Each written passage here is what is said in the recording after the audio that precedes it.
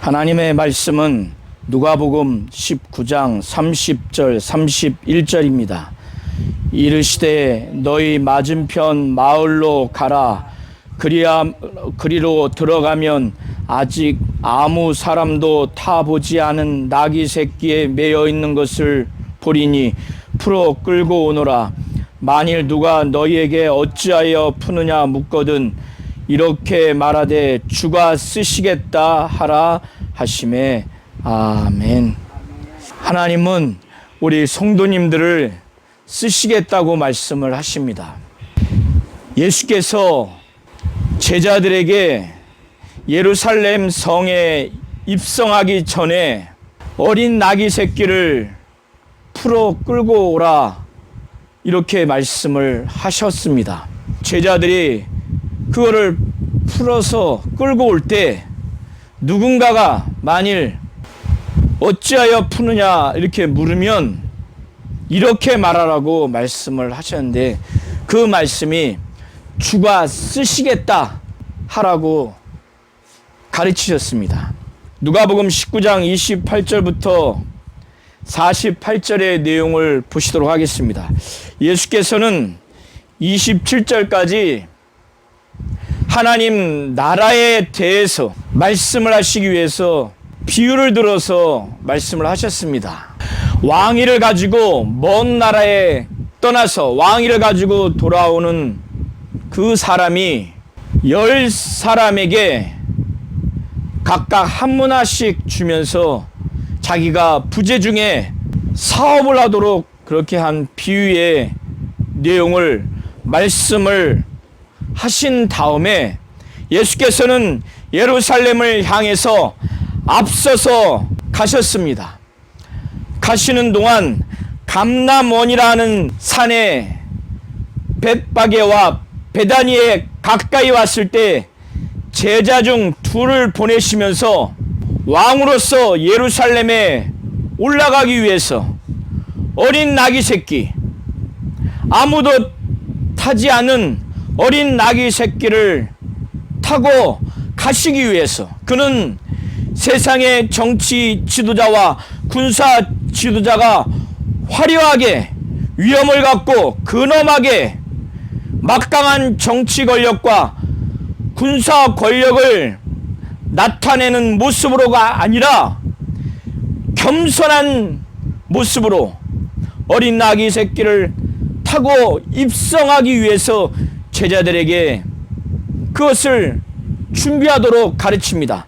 제자 중에 둘을 건너편 마을로 가라고 하면서 거기에 들어가면 아무도 타지 않은 어린 나귀 새끼를 보게 될 것인데 그 어린 나귀 새끼가 매여 있을 때 그것을 풀어서 가지고 오라. 그때 만일 누가 왜 이렇게 하느냐 묻거든 주가 쓰시겠다고 답변을 해라. 이렇게 가르쳐 주셨습니다. 주님의 가르친 대로 제자 둘은 보내심을 받아서 건너편 마을로 갔더니 말씀하신 대로 그 나귀 새끼를 만나게 됐습니다. 그래서 그것을 풀어서 주님이 말씀하신 대로 그것을 가지고 오려고 했더니 그 나귀 새끼의 임자가 주인이 어찌하여 나귀 새끼를 푸느냐 이렇게 물으니까 제자들은 주님이 가르쳐 주신 대로 주께서 쓰시겠다 이렇게 답변을 했습니다. 그런데 그 임자가 그 주님의 예언의 말씀대로 순순히 그것을 허락한 것입니다.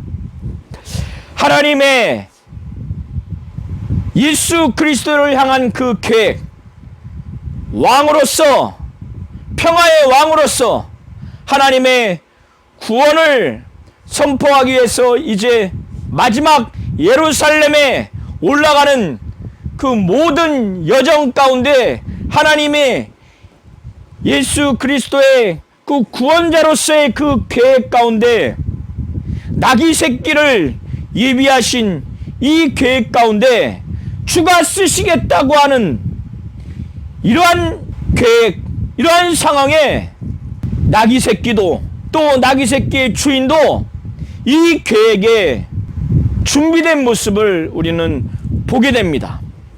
제자 둘은 그것을 예수께로 끌고 와서 자기들의 겉옷을 나귀 새끼 위에 걸쳐놓고 예수를 태웠습니다.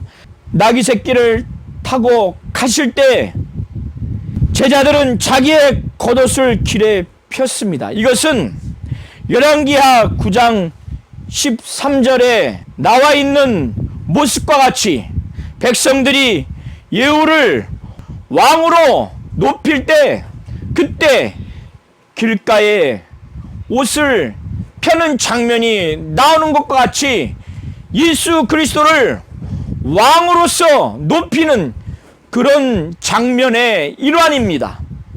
나귀 새끼를 타고 가는 이 모습 또한 겸손한 자로서의 예수가 왕으로서 예루살렘에 입성하는 모습을 나타내 주는 것입니다. 예수께서는 나귀 새끼를 타고 이미 감람산에서 내려가는 편까지 가까이 오시게 됐고 제자의 온 무리가 예수의 이 모습을 보면서 지금까지 자기들이 본 바 모든 능한 일을 예수께서 하신 것을 그들이 본 것으로 인해서 기뻐하며 큰 소리로 하나님을 찬양했습니다. 찬양하면서 가로되 찬송하리로다. 주의 이름으로 오시는 왕이여, 주의 이름으로 오시는 왕이라고 하나님께 찬양하는 겁니다. 감사의 찬양, 영광의 찬송을 하나님께 드리는 것입니다.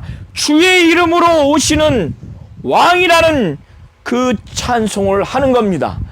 하나님의 이름으로 오는 왕이라는 고백을 하는 것입니다. 그러면서 하늘에는 평화요, 가장 높은 곳에는 영광이로다. 이러한 찬양을 하였습니다. 이러한 찬양은 예수가 하나님의 이름으로 오는 왕이라고 하는 메시아요, 왕이라고 하는 것을 높이는 그런 찬양입니다. 이러한 찬양을 무리 중에 들은 어떤 바리새인들이 참남하고 신성 모독하는 제자들의 찬양의 소리를 듣고 합당치 않게 여겨서 이 신성 모독하는 참남한 저들의 찬양을 꾸짖게 해달라고, 멈추어 달라는 의미에서 책망하게 해달라고 예수께 불만 섞이는 마음으로 요청을 합니다. 그때 예수께서는 말씀하시기를 이전에 베드로가 주는 그리스도시요 살아계신 하나님의 아들이니이다 라는 이런 고백을 했을 때 그것을 많은 사람들에게 전파하지 말도록 잠잠하도록 했으나 이제는 자신이 구원자요 메시아라고 하는 왕이라고 하는 이 고백을 이제 당당하게 인정하고 드러내는 그런 모습을 보입니다. 이렇게 불만 섞인 무리 중에 바리새인들의 말을 듣고 예수께서는 내가 너희에게 말하노니 만일 이 사람들이 잠잠하면 돌들이 소리 지르리라. 예수께서는 자신을 향해서 메시아요 구원자요 왕으로서 찬송하는 제자들의 그 찬송을 이제는 인정하면서 이렇게 이들이 찬송하는 것은 정당하다, 옳다, 타당하다 이런 차원에서 말씀을 하시기를 이렇게 찬양하지 않으면 돌들이라도 자신이 왕이며 메시아며 구원자라고 하는 이 사실에 대해서 그들이 소리를 지르게 될 것이다.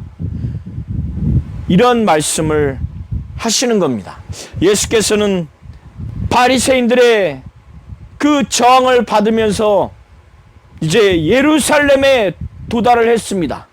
예루살렘을 보시면서 가까이 오셔서 성을 보시고 우셨습니다. 나사로가 죽었을 때 슬픈 마음이 들어서 우신 것과 예루살렘이 하나님의 구원을 깨닫지 못하고 멸망과 심판을 당할 것을 뻔히 아시기 때문에 그들의 참혹한 결과를 생각하면서 우신 겁니다. 가까이 오사 성을 보시고 우시면서 예수께서 말씀하시기를 예루살렘을 향해서 너도 오늘날 평화에 관한 일을 알았다면 좋을 뻔하였거니와 지금 내 눈에 숨기었도다. 예수께서는 하나님의 평화의 복음, 평화의 구원을 전하러 왔지만 예루살렘은 알지 못했습니다. 알지 못했기 때문에 평화에 관한 일을 알았다면 좋을 뻔하였거니와 이렇게 말씀을 하시는 겁니다. 지금 내 눈에 숨기었다는 거예요. 숨겼다는 겁니다. 하나님이 예수를 보내셔서 하나님의 그 평강, 평화, 구원의 복음을 전달했지만 이들에게는 눈에 숨겼다는 겁니다. 예수가 메시아요, 구원자요, 왕이라는 것이 지금 선포되었지만 예수의 말씀 사역과 치유 사역과 이런 모든 것들을 통해서 전파됐지만 예루살렘에 거하는 유대인들에게 숨겨졌다는 것입니다. 예수께서는 이러한 예루살렘을 향해서, 예루살렘에 있는 유대인들을 향해서 날이 이를지라 내 원수들이 토성을 쌓고 토문을 쌓고 너를 둘러 사면으로 가두고 또 너와 및 그 가운데 있는 네 자식들을 땅에 메어치며 돌 하나도 돌 위에 남기지 아니하리니 이는 권고받는 날을 내가 알지 못함을 인함이니라. 이렇게 말씀하셨습니다. 이들이 하나님이 보내주시는 예수, 구원자요, 메시아요, 왕인 예수의 이 말씀 사역, 치유 사역을 통해서 평화에 관한 일을 그들이 알지 못했고 그 눈에 숨겨진 이러한 상태가 되니 그들의 예루살렘과 그들의 종말이 완전히 폐허가 되고 멸망되는 미래를 보시면서, 미래의 그 멸망을 보시면서 이와 같은 말씀을 하신 것으로 보여집니다. 주 70년경에 예루살렘은 완전히 멸망당했고 이들의 종말은 완전히 멸망당할 것에 대해서 말씀하신 것으로 보입니다. 예수께서는 성전에 들어가셔서 성전에서 장사하는 자들을 내어 쫓으셨습니다. 이렇게 하신 이유는 예수께서는 이미 선지자들을 통해서 기록되어서 예언되기를 내 집은 만민이 기도하는 집이 되리라 예언되었기 때문에, 그런데 현실은 유대 지도자들이 자신들이 성전에서 드려지는 제사가 거룩하게 진행되어야 할진데 이들은 이렇게 성전에 제사를 드리러 온 자들을 통해서 제사에 드리는 예물을 매매하도록 했고 그 매매하는 것을 넘어서 자신들의 일속을 챙기기 위해서 불법을 자행하도록, 불법이 성행하도록 그렇게 성전에서 불법적으로 장사를 하도록 그렇게 했습니다. 이것을 예수께서는 보게 되신 것입니다.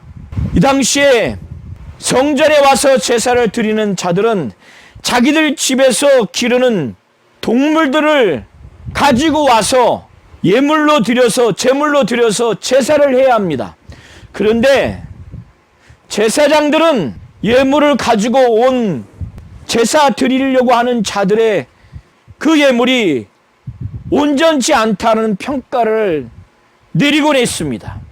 그러니 제사를 드리고자 하는 자들이 성전에 와서 예물을 살 수밖에 없는 환경이 되었고, 이런 환경에서 제사장들이 또 종교 지도자들이 자기들의 이권을 위해서 매매하는 자들과 부당한 거래를 하게 됩니다.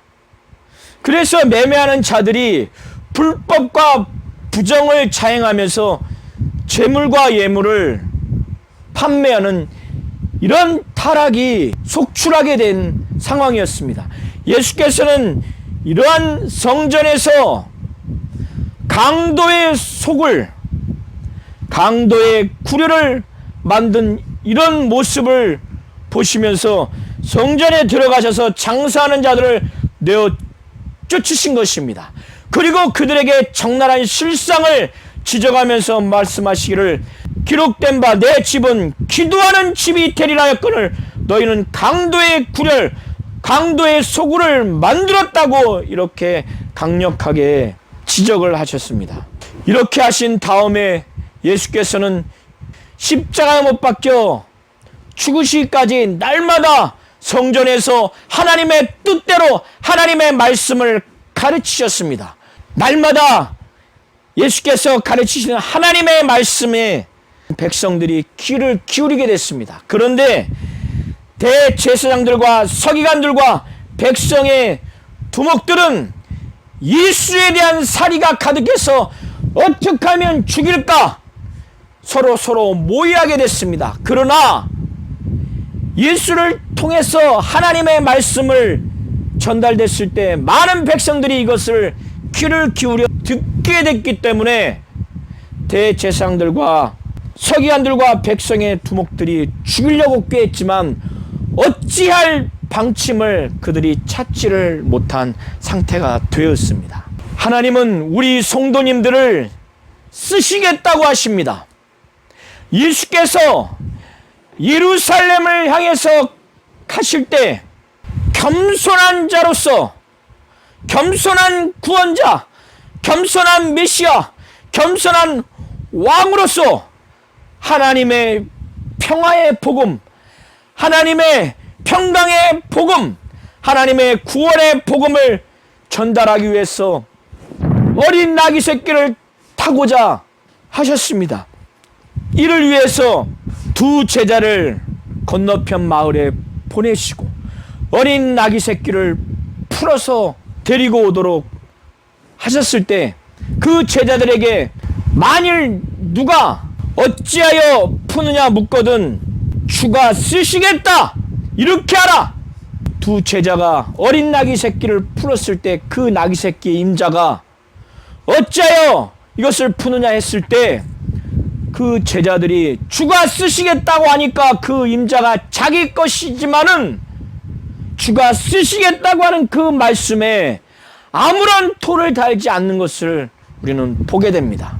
하나님은 예수가 구원자요, 그는 메시아요, 왕으로서 겸손한 모습으로 예루살렘에 입성을 하고자 어린 나귀 새끼를 준비하는 그 계획 가운데 주가 쓰시겠다 할 때 제자들도 예비하고 어린 나귀 새끼도 예비하고 어린 나귀 새끼의 주인도 예비를 하셨습니다.